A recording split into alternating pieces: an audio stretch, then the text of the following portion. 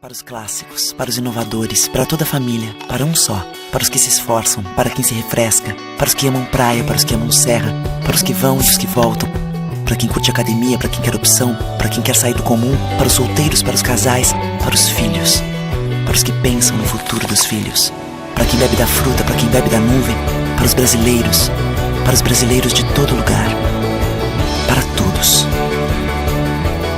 Coca-Cola Brasil. O que a gente mais faz hoje em dia é clicar. Pena que o destino da maioria desses cliques é esse, o desperdício.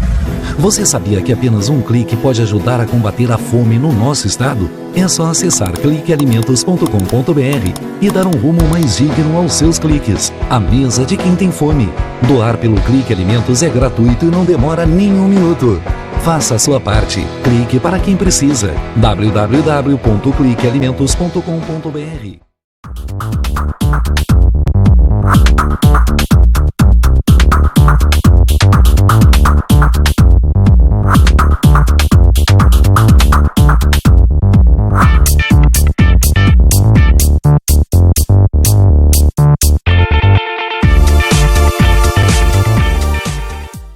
Deixe a tecnologia te fazer feliz. Tem na minha loja, tem. Tem móveis, estofados, televisores, refrigeradores, celulares, computadores e muito mais. Tudo que você procura, preço, qualidade e parcelamento. Confira nossas ofertas e condições. Deixe a tecnologia te fazer feliz.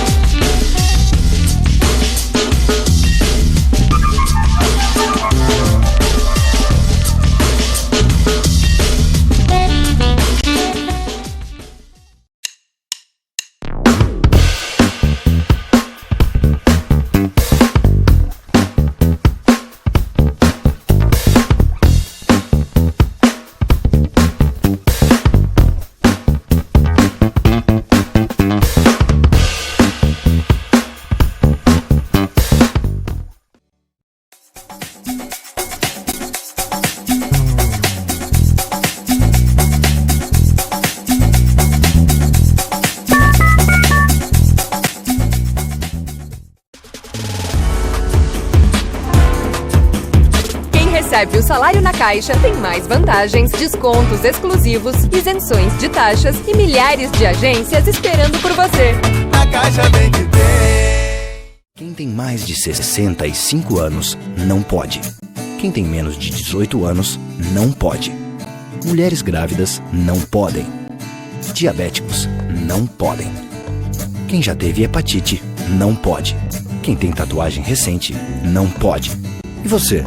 Qual o seu motivo para continuar de braços cruzados e não ir doar sangue? Seja um doador. Uma campanha do Banco de Sangue do HPS.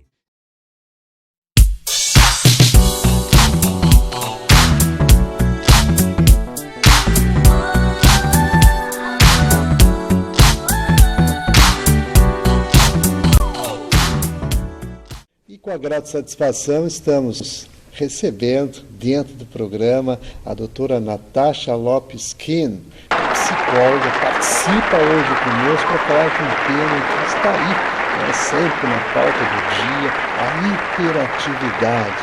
E é nessas minúcias que nós vamos ingressar Claro, com um convidado especial aqui, ela traz informações bem pertinentes e fundamentadas, né, para trazer o esclarecimento aí para o nosso público ouvinte, telespectador. Tudo bom? Tudo bem, tudo jóia. Prazer estar aqui. Satisfação é nossa, com certeza, né? Alegria em poder mais uma vez aí falar de um tema que vem realmente trazendo dúvidas para as pessoas, né? Porque é lógico, a gente quando fala em hiperatividade sempre existem aquelas circunstâncias, isso que é importante, que é positivo, e tem também aqueles aspectos negativos da hiperatividade. Exatamente. Né? Nesse sentido, eu gostaria então que a gente conceituasse a hiperatividade e, claro, esclarecesse mais aí o pessoal que está ligado aí com a gente. Certo.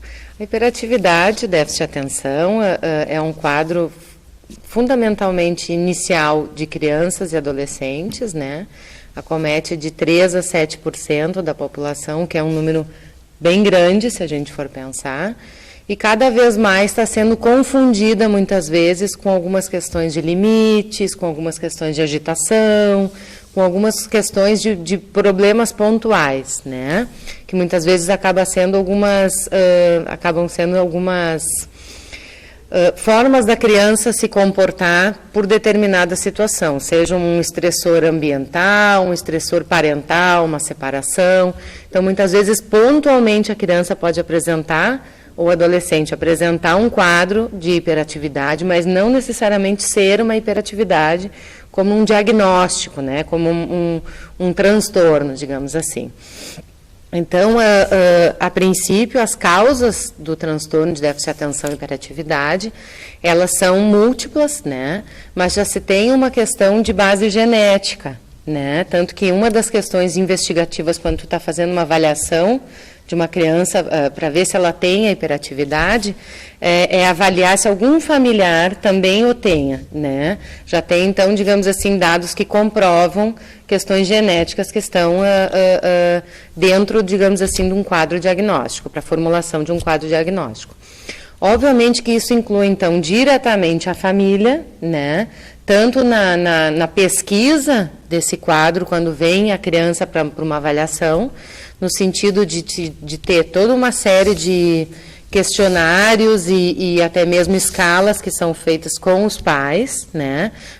Então, a família acaba assumindo um papel importantíssimo nessa investigação, em função do quadro que é apresentado no ambiente familiar e em casa, bem como se o quadro também é apresentado na escola. Então, a investigação é feita de uma forma multiplural, digamos assim, escola, casa, pediatra, se for necessário, se tiver acompanhamento neurológico, o neuro normalmente solicita um eletroencefalograma, psicólogo, psicopedagogo, então todas as informações que puderem nos favorecer para poder, digamos assim, formular efetivamente uma avaliação bem feita e ter certeza de que aquele paciente está sendo acometido mesmo por uma hiperatividade e déficit de atenção, acaba sendo de muita importância.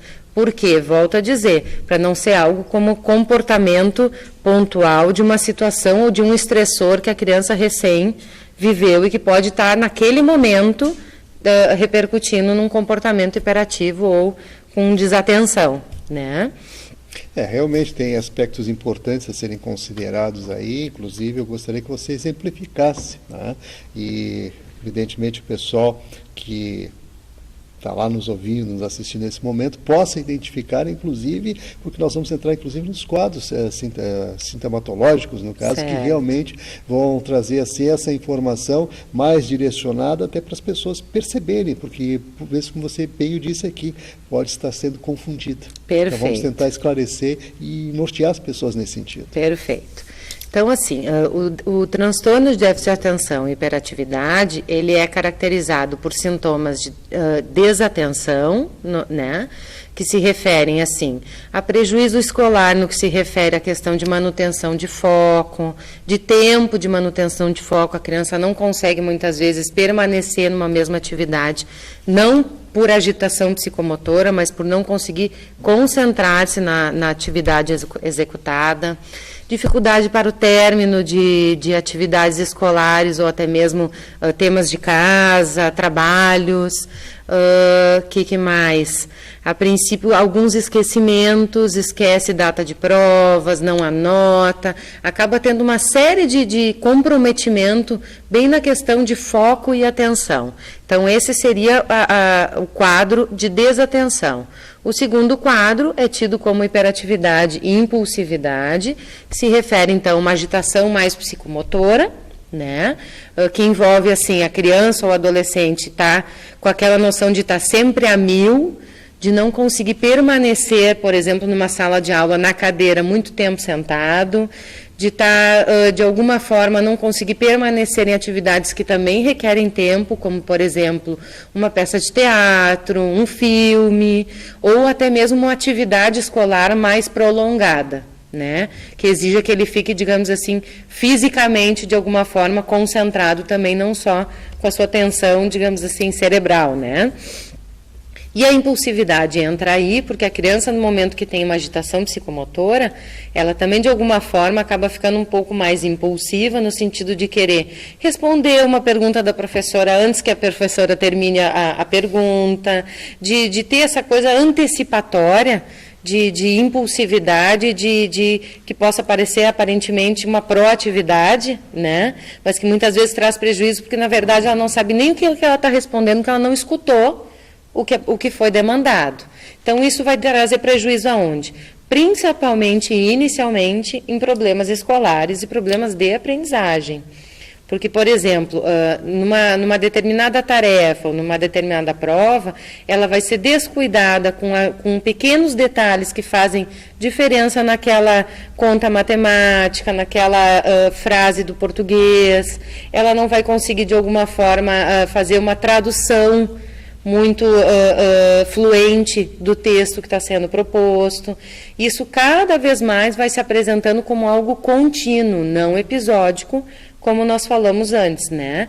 Então, assim, se for algo episódico, por isso a importância da avaliação, a gente tem que sempre avaliar não só o tempo de duração, que para se fazer um diagnóstico são no mínimo de 6 meses, né? Digamos assim, de um quadro sintomático. Se tiver alguma flutuação, algum período assintomático nesse período não é considerado hiperatividade de déficit de atenção. Isso é um ponto muito importante, porque muitas crianças estão tomando, por exemplo, medicação sem necessidade para hiperatividade de déficit de atenção, né? E dentro desse quadro, nós temos, então, 3 subtipos da hiperatividade de déficit de atenção. Tem crianças que apresentam somente hiperatividade e impulsividade, tem outras crianças que apresentam somente a desatenção, e tem crianças que apresentam o tipo combinado, que é hiperatividade e déficit de atenção, que é o mais comum, né, dentro da literatura que nós temos hoje em dia, é o perfil mais comum, mas, porém, conforme cada subtipo, a gente acaba tendo diferentes tratamentos ou diferentes abordagens, né? Mas, volto a dizer, a avaliação acaba sendo a ferramenta primeira e maior para se fazer uma boa avaliação e um bom diagnóstico. Realmente tem que se considerar vários aspectos, como a senhora bem aqui o frisou. Estamos aqui conversando com a doutora Natasha Lopes Keen, que é psicóloga, né, e hoje abordando aí as questões voltadas à hiperatividade. E evidentemente que com relação aos tipos, como você aqui salientou, esse diagnóstico, quando não preciso, o que ele pode acarretar? Você falou inclusive no medicamento que está sendo ministrado sem necessidade. Exato. Quais são os riscos?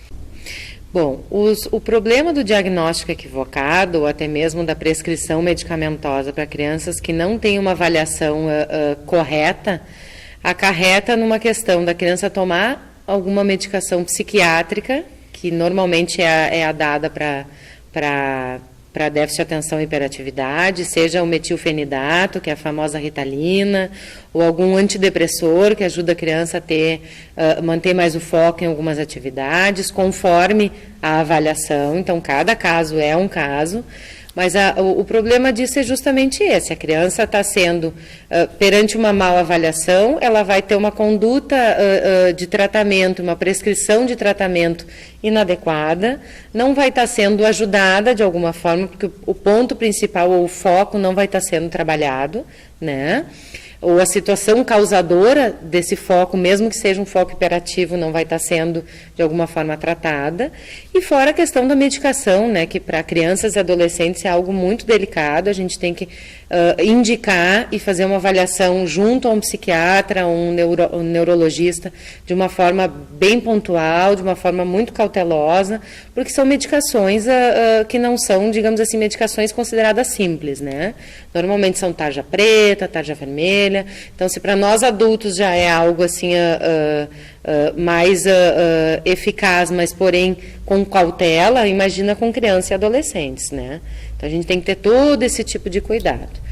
Isso inclui, então, o tratamento, que perante uma boa avaliação, o déficit de atenção e hiperatividade, ele tem uma boa remissão inicial, principalmente, dos sintomas de hiperatividade, que são os primeiros que acabam tendo uma remissão, e os de atenção acabam sendo um pouco mais demorados. Por que demorados? Porque inclui uma série de aprendizagens que aquela criança fez já de um modo desatento. Então, é como se a gente tivesse que dizer que a gente vai ter que mudar a lente do óculos dela para ela enxergar o mundo de uma outra forma, mais atenta, mais cuidadosa, prestando atenção nos detalhes.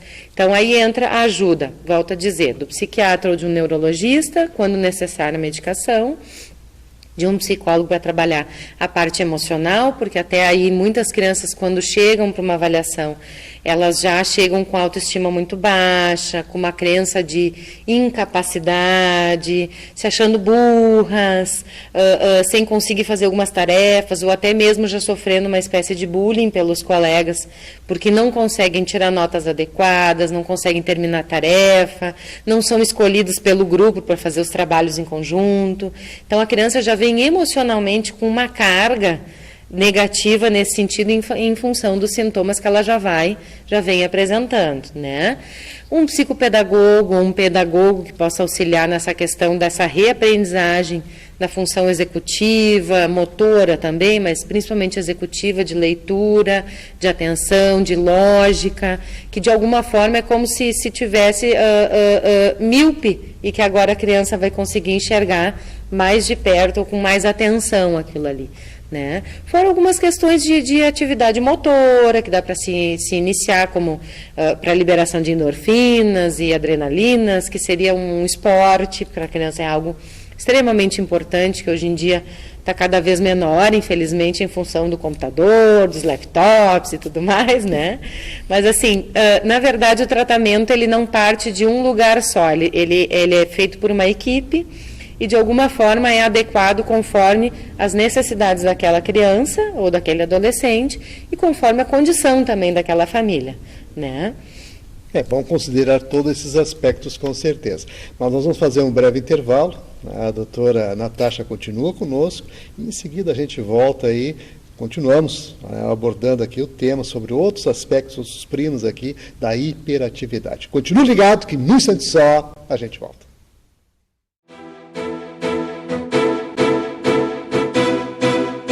O que a gente mais faz hoje em dia é clicar. Pena que o destino da maioria desses cliques é esse, o desperdício. Você sabia que apenas um clique pode ajudar a combater a fome no nosso estado? É só acessar cliquealimentos.com.br e dar um rumo mais digno aos seus cliques. A mesa de quem tem fome. Doar pelo Clique Alimentos é gratuito e não demora nem um minuto. Faça a sua parte. Clique para quem precisa. www.cliquealimentos.com.br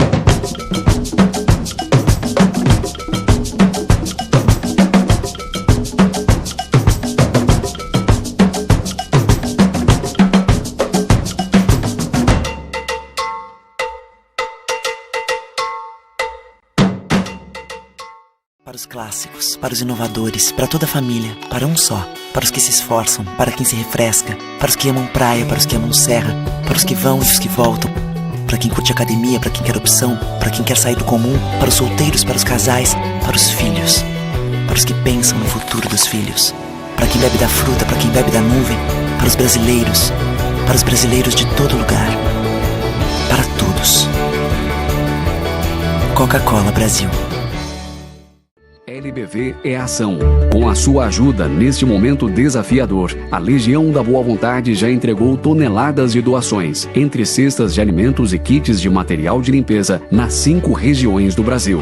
A necessidade ainda é grande, mas o coração solidário é muito maior. Acesse nossa prestação de contas e doe agora. lbv.org. Ajude a LBV a chegar a quem mais precisa.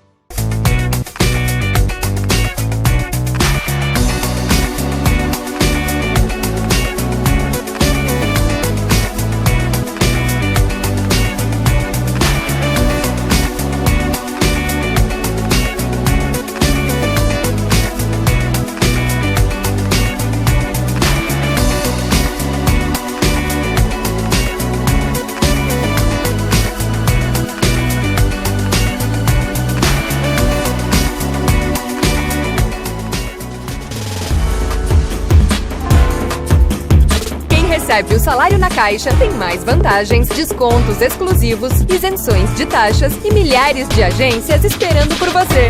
Na Caixa vem que tem.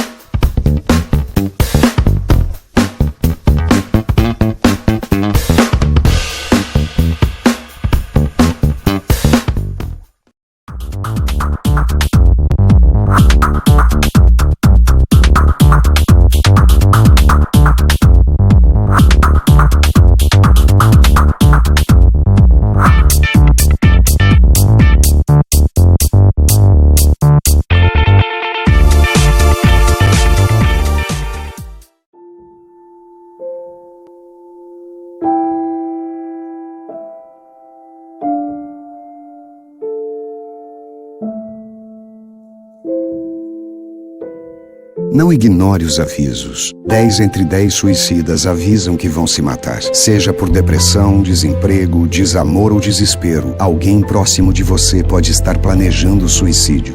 Ofereça ajuda, peça ajuda. Sua atitude pode salvar uma vida.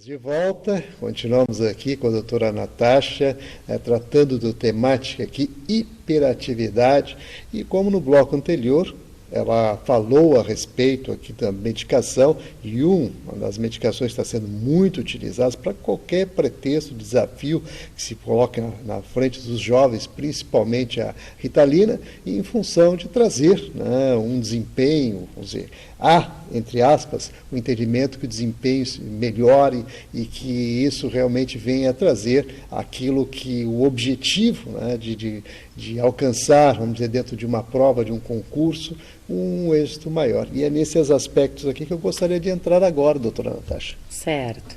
A Ritalina ela é uma medicação considerada estimulante, né? Então, de alguma forma, ela ativa alguns processos no sentido de uma melhora de concentração, de atenção e até mesmo de produtividade, como tu falaste. Porém, muitas pessoas, e até no sentido assim, pessoas que fazem concurso, que querem ter uma dinâmica melhor de estudo, acabam tendo acesso a esse tipo de medicação, mesmo não tendo uma indicação médica para isso, não só em função do câmbio negro da medicação, né, mas também em função de todos esses dizeres que as pessoas falam, não, mas a Ritalina ajuda, a Ritalina produz, a Ritalina isso e aquilo.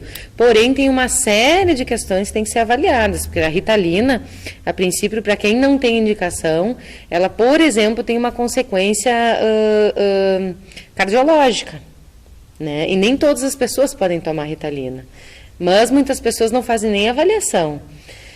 Eu penso que esse quadro, essa ideia da Ritalina funcional ou de alguma forma ajudar essas pessoas nesse sentido, vai muito porque a nossa sociedade, de alguma forma, não deixa de ser uma sociedade um pouco mais desatenta, com muito estímulo, né? Nós temos estímulos o tempo todo e nos digamos assim, demandado prestar atenção em vários estímulos ao mesmo tempo, né? Então, cobrança também. Né? Isso dificulta muitas vezes a gente conseguir, como por exemplo, sentar na cadeira e estudar 2, 3 horas para um concurso público, né, ou para uma prova da faculdade. As pessoas não conseguem sem ter o WhatsApp aqui do lado, ou sem ter a internet, o Facebook chamando uma mensagem. Então, muitas vezes acaba sendo isso, assim, uma dificuldade de manutenção da atenção, né, e não propriamente um déficit de atenção ou uma hiperatividade. O que acaba sendo, digamos, então, uma indicação errônea também para esse tipo de demanda, né?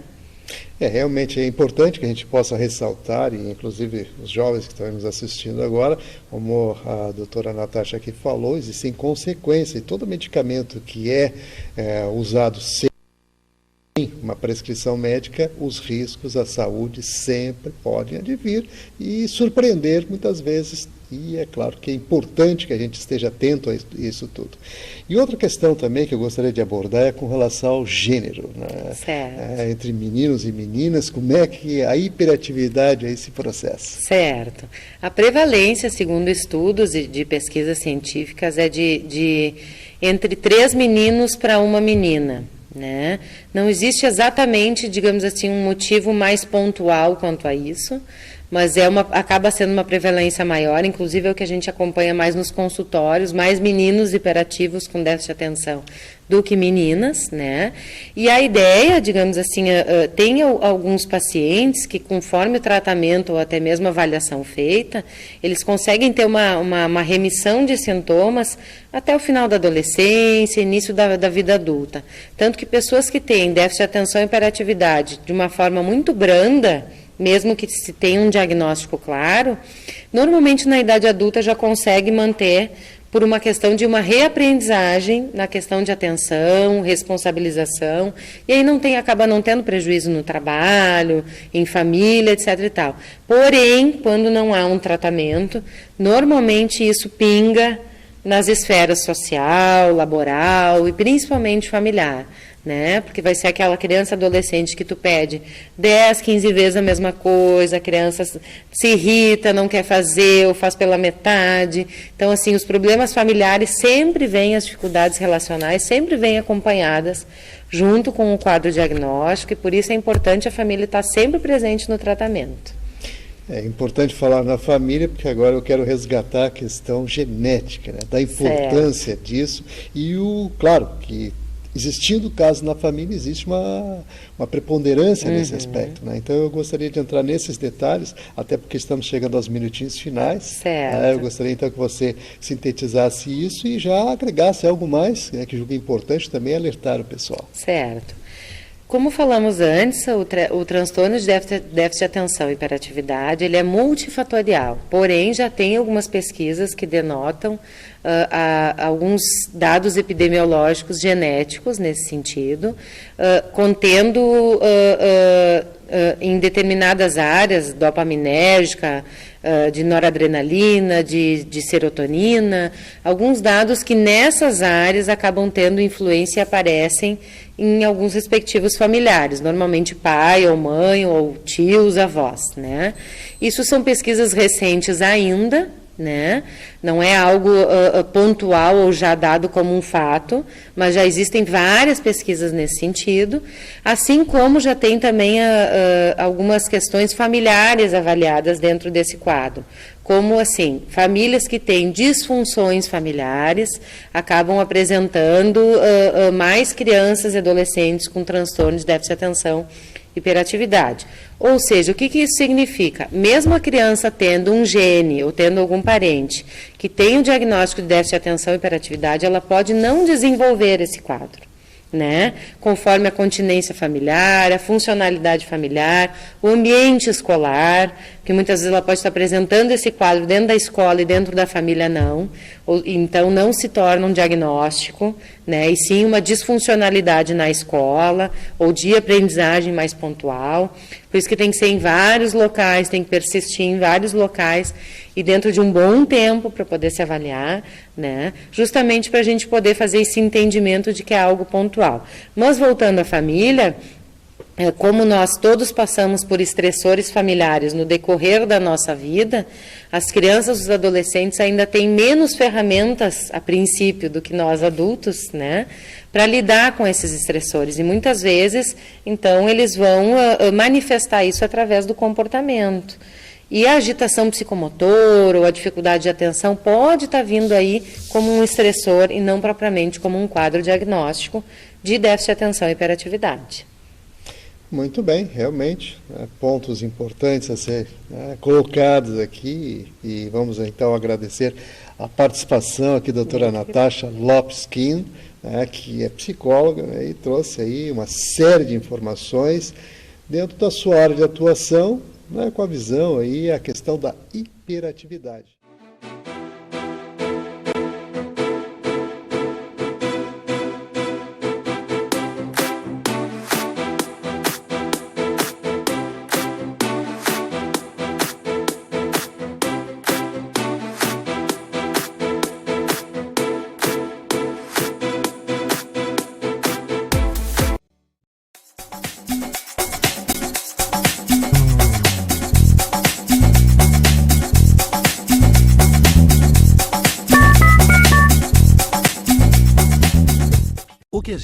É ação. Com a sua ajuda neste momento desafiador, a Legião da Boa Vontade já entregou toneladas de doações, entre cestas de alimentos e kits de material de limpeza, nas 5 regiões do Brasil. A necessidade ainda é grande, mas o coração solidário é muito maior. Acesse nossa prestação de contas e doe agora. lbv.org. Ajude a LBV a chegar a quem mais precisa. Para os clássicos, para os inovadores, para toda a família, para um só. Para os que se esforçam, para quem se refresca, para os que amam praia, para os que amam serra, para os que vão e os que voltam, para quem curte academia, para quem quer opção, para quem quer sair do comum, para os solteiros, para os casais, para os filhos, para os que pensam no futuro dos filhos, para quem bebe da fruta, para quem bebe da nuvem, para os brasileiros de todo lugar, para todos. Coca-Cola Brasil.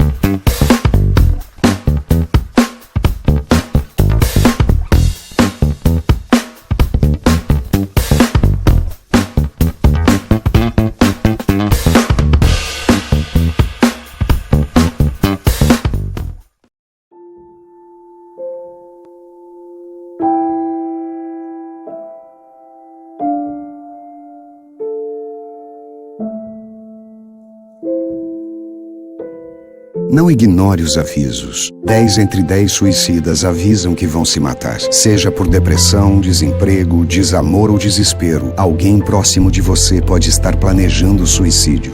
Ofereça ajuda, peça ajuda. Sua atitude pode salvar uma vida.